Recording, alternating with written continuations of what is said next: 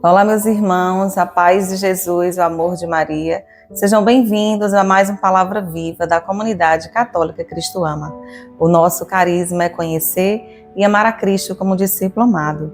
O Evangelho que o Senhor ele nos chama a refletirmos no dia de hoje, ele encontra-se em São João, no capítulo 21, nos versículos de 15 a 19. E esse Evangelho ele relata uma das manifestações de Jesus aos seus discípulos após a sua ressurreição. E aqui diz assim: Jesus manifestou-se aos seus discípulos e depois de comerem, perguntou a Simão Pedro: Simão, filho de João, tu me amas mais do que estes? Pedro respondeu: Sim, Senhor, tu sabes que eu te amo. Então Jesus, ele faz essa pergunta a Pedro 3 vezes. Pergunta a Pedro se Pedro o ama. E como Pedro ele tinha negado a Jesus, quando Jesus foi crucificado, essa pergunta para Pedro deixa ele um pouco com o coração apertado. Mas essa é a pergunta que o Senhor também ele nos faz todos os dias. Você ama a Jesus? Será que eu amo a Jesus? E o que é que a gente faz quando a gente ama alguém? A gente faz tudo pelaquela pessoa. A gente faz tudo para deixar aquela pessoa feliz. E quantos são os ensinamentos de Jesus? Tantas coisas que Jesus ele traz para nós no nosso dia a dia. E será que diante disso a gente tem demonstrado o nosso amor a Jesus?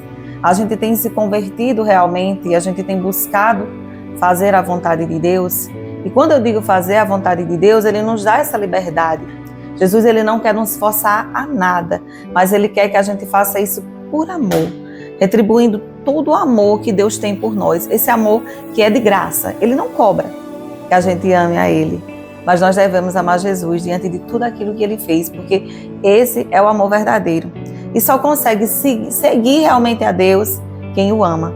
E aqui no finalzinho do Evangelho, quando Pedro diz que ama a Jesus, e Jesus conversa com eles, e Jesus diz assim: Jesus disse isso significando com que morte Pedro iria glorificar a Deus, e acrescentou: segue-me.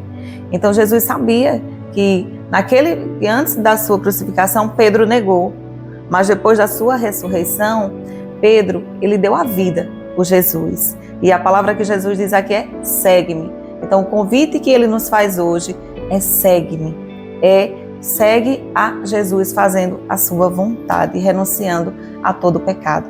Devemos amar o próximo ou porque ele é bom ou para que se torne bom. Curta esse vídeo, compartilhe com seus familiares, seus amigos, comente e nos ajude a evangelizar. Amém.